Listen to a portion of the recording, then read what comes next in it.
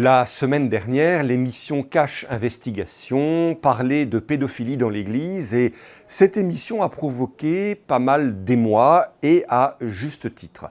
Je voudrais revenir sur le sujet dont il est dit ce matin même, au jour où j'enregistre, par le cardinal qui préside la commission pour la protection des mineurs au Vatican, que c'est un sujet de la plus grande importance dans l'Église. Je voudrais y revenir car il me semble qu'il y a beaucoup encore de confusion, ne serait-ce que sur la définition même du mot pédophilie.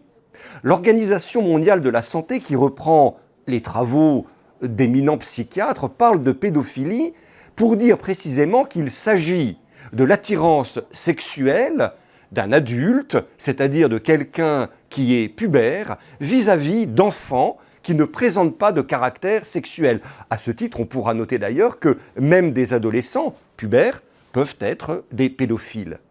À cette première définition s'adjoint une autre définition pour nous Français qui est celle du Code pénal français, qui lui dit que l'acte pédophile est celui d'avoir des rapports sexuels entre un adulte majeur et un enfant mineur de moins de 15 ans, qui peut éventuellement présenter des caractères sexuels. Enfin, troisième définition, celle que nous donne l'Église dans les derniers documents juridiques voulus par le pape Benoît XVI. Or, cette définition-là est encore beaucoup plus large et beaucoup plus terrible, puisqu'elle dit que est pédophile tout acte qui comporte même le simple échange de matériel pornographique, par exemple, entre un adulte et un mineur de moins de 18 ans.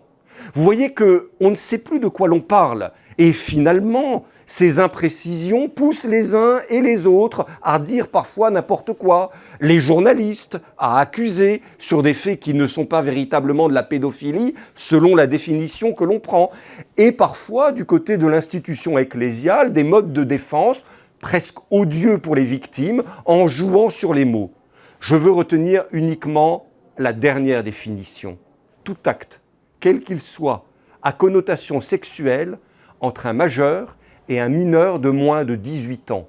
Il me semble, chers amis, que de ce point de vue-là, il y a encore beaucoup de travail à faire dans notre Église. Si nous ne le faisons pas, si les autorités ne le font pas, alors c'est au risque de perdre notre crédibilité institutionnelle, de jeter le trouble sur tous les prêtres et les accusations sur tous les prêtres. Et enfin, il ne faudra pas s'étonner que les médias s'en prennent aussi sévèrement à nous.